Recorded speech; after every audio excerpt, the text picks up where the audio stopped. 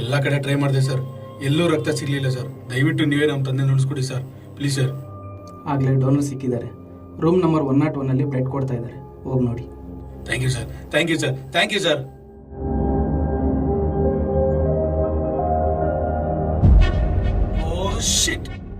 ನನ್ನ ಮಗಳು ಆಸ್ಪತ್ರೆಯಲ್ಲಿ ಅಡ್ಮಿಟ್ ಆಗಿದ್ದಾಳೆ. ಇಬ್ಬರಲ್ಲಿ ಯಾರಾದ್ರೂ ಬಂದು ರಕ್ತ ಕೊಡಿ ಸರ್. ನಾನು ಮೊನ್ನೆ ತಾನೇ ಕೊಟ್ಟಿದ್ದೀನಿ, ಇನ್ನು 3 ತಿಂಗಳು ಕೊಡೋಕ್ಕಾಗಲ್ಲ. ದಯವಿಟ್ಟು ಬೇಜಾರು ಮಾಡ್ಕೊಬೇಡಿ, ಮುಂದಕ್ಕೆ ಹೋಗಿ ಸರ್. ಯಾರನ್ನು ಕೊಡ್ತಾರೆ, ಹೆಲ್ಪ್ ಮಾಡ್ತಾರೆ, ಹೋಗಿ ಸರ್.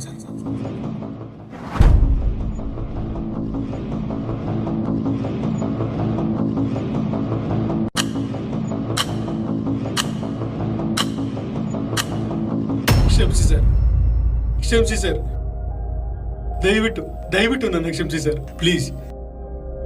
ನಿಮಗೆ ಬೇಕಾದಾಗ ನಾನು ಸಹಾಯ ಮಾಡಲಿಲ್ಲ, ಆದರೆ ನೀವು ನನಗೆ ಕೇಳ್ದೇನೆ ಸಹಾಯ ಮಾಡಿದ್ದೀರಾ. ತುಂಬಾ ಥ್ಯಾಂಕ್ಸ್ ಸರ್, ತುಂಬಾ ಥ್ಯಾಂಕ್ಸ್. ಹೌದು ಸರ್, ನನಗಾದ ಅನ್ಯಾಯ ಇನ್ನೊಬ್ರಿಗೆ ಆಗಬಾರ್ದು ಅಂತ ಬ್ಲಡ್ ಡೊನೇಟ್ ಮಾಡಿದೆ ಸರ್. ನಾನು ತಿಂದ ನೋವು ಇನ್ನೊಬ್ರಿಗೆ ಆಗಬಾರ್ದಲ್ಲ, ಅದಕ್ಕೆ ಡೊನೇಟ್ ಮಾಡಿದೆ. ಏನಾಯ್ತು ಸರ್? ಹೇಗಿದ್ದಾಳೆ ನಿಮ್ಮ ಮಗಳೀಗ? ಒಂದಿನ ನನ್ನ ಮಗಳು ಸ್ಕೂಲಲ್ಲಿ ಪ್ರಜ್ಞೆ ತಪ್ಪಿ ಬಿದ್ದಿದ್ದಾಳೆ ಅಂತ ಅವಳ ಟೀಚರ್ ನನಗೆ ಫೋನ್ ಮಾಡಿದ್ರು. ನಾನು ಅವಳನ್ನ ಆಸ್ಪತ್ರೆಗೆ ಕರೆದುಕೊಂಡು ಹೋದೆ. ಡಾಕ್ಟ್ರು ಬ್ಲಡ್ ಟೆಸ್ಟ್ ಮಾಡಿ ಅವಳಿಗೆ ತಲಸೇಮಿಯಾ ಕಾಯಿಲೆ ಇದೆ, ಅರ್ಜೆಂಟಾಗಿ ಬ್ಲಡ್ ಅರೇಂಜ್ ಮಾಡಿ ಅಂತ ಹೇಳಿದ್ರು. ನನ್ನ ಸಂಬಂಧಿಕರಿಗೆಲ್ಲ ಕೇಳ್ಕೊಂಡೆ, ಯಾರೂ ಸಹಾಯ ಮಾಡಲಿಲ್ಲ.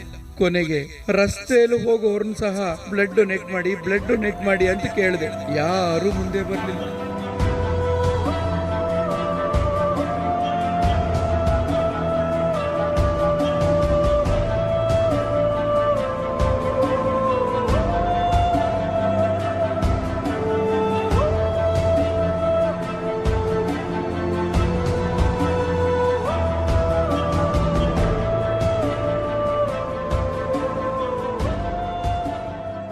ನಿಮ್ಮನ್ನೂ ಸಹಾಯ ಕೇಳಿದೆ, ಆದ್ರೆ ನೀವು ಒಂದು ಮಾತು ಹೇಳ್ತೀನಿ ಕೇಳು.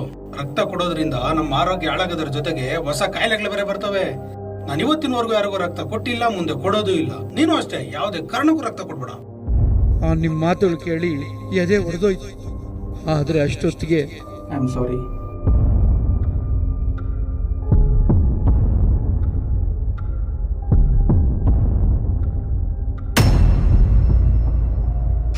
ಅಯ್ಯೋ, ಸಮಾಧಾನ ಮಾಡ್ಕೊಳ್ಳಿ.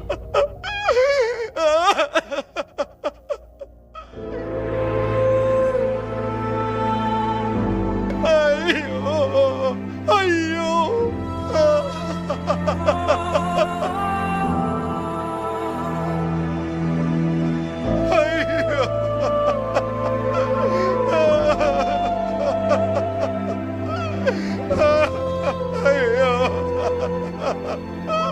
ಅವತ್ತೇ ನಾನು ಅಂದ್ಕೊಂಡೆ, ನಂತರ ಯಾರು ರಕ್ತ ಸಿಗದೆ ಸಂಬಂಧಗಳನ್ನ ಕಳ್ಕೋಬಾರದು ಅಂತ.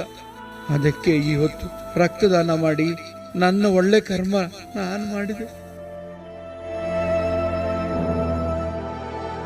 ಜೀವನ ಅಂದ್ರೆ ದುಡ್ಡು ಮಾಡೋದಲ್ವೋ, ಸಹಾಯ ಮಾಡೋದು.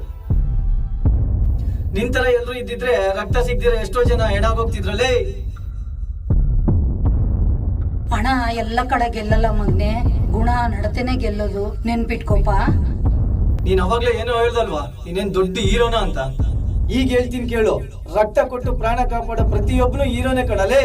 ನೀನ್ ಹೀರೋನ ಜೀರೋನ ಅಂತ ಹೋಗಿ ಯೋಚನೆ ಮಾಡು.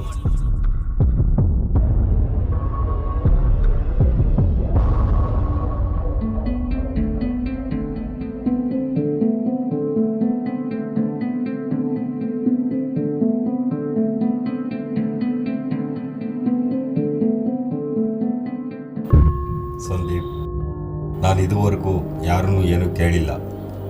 ಈಗ ನೀನು ಕೇಳ್ತಾ ಇದ್ದೀನಿ, ನಡೆಸ್ಕೊಡ್ತೀನಿ ಅಂತ ಭಾಷೆ ಕೊಡು. ಖಂಡಿತ ನಡೆಸ್ಕೊಡ್ತೀನಿ, ಹೇಳಿಪ್ಪ.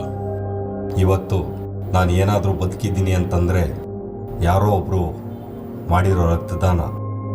ನೀನು ಅವಶ್ಯಕತೆ ಇದ್ದಾಗ ರಕ್ತದಾನ ಮಾಡ್ತೀನಿ ಅಂತ ಭಾಷೆ ಕೊಡು. ಮಾಡ್ತೀನಪ್ಪ, ಖಂಡಿತ ಮಾಡ್ತೀನಿ. ಗೊತ್ತಾಯ್ತಾ ಪ್ರತೀಕ್ಷಾ, ನರೇಂದ್ರ ಮಾಮಂಗ ಆಗಿದ್ದ ಅನ್ಯಾಯ ಯಾರಿಗೂ ಆಗ್ಬಾರ್ದು ಅಂತ ನಾನಿವತ್ತು ರಕ್ತದಾನ ಮಾಡಕ್ ಬಂದಿದ್ದೀನಿ. ಪ್ರತೀಕ್ಷಾ, ನಂಗೊಂದು ಪ್ರಾಮಿಸ್ ಮಾಡ್ತೀಯಾ?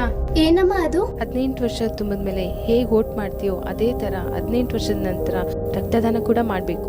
ಅಮ್ಮ, ನಾನು ದೊಡ್ಡವಳಾದ್ಮೇಲೆ ಖಂಡಿತ ರಕ್ತದಾನ ಮಾಡ್ತೀನಮ್ಮ. It's my promise.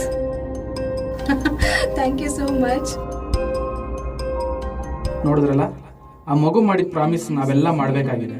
150 ಕೋಟಿ ಜನಸಂಖ್ಯೆ ಇರೋ ಭಾರತದಲ್ಲಿ ರಕ್ತದಾನ ಮಾಡೋರಿರೋದು ಬರೀ 1% ಅಷ್ಟೇ. ತುಂಬಾ ಜನ ಜೀವನದಲ್ಲಿ ಒಮ್ಮೆ ಸಹ ರಕ್ತದಾನ ಮಾಡದೇ ಇರೋರಿದ್ದಾರೆ. ಅದು ತುಂಬಾ ದೊಡ್ಡ ತಪ್ಪು. ಪ್ರತಿದಿನ ಸಾವಿರಾರು ಆಕ್ಸಿಡೆಂಟ್ಸ್, ಆಪರೇಷನ್ಸ್ ನಡೀತಾ ಇರುತ್ತೆ. ರಕ್ತ ಸಿಗದೆ ಜನ ಒದ್ದಾಡ್ತಾ ಇರ್ತಾರೆ. ರಕ್ತದಾನ ಮಾಡೋದು ದೇವರನ್ನ ಮೆಚ್ಚಿಸೋಕಿರೋ ಒಂದು ದೊಡ್ಡ ಮಾರ್ಗ. ಅದಕ್ಕೆ ಖರ್ಚಿಲ್ಲ, ಒಳ್ಳೆ ಮನಸ್ಸಿದ್ರೆ ಸಾಕು. ಮನುಷ್ಯರನ್ನ ಬೇರೆ ಮಾಡೋಕೆ ಹಣ, ಜಾತಿ, ಭಾಷೆ ಅನ್ನೋ ಹಲವಾರು ಕಾರಣಗಳಿದೆ. ಆದರೆ ಒಂದು ಮಾಡೋಕಿರೋ ಆಯುಧ ಒಂದೇ, ರಕ್ತದಾನ. ರಕ್ತದಾನ ಮಾತ್ರ.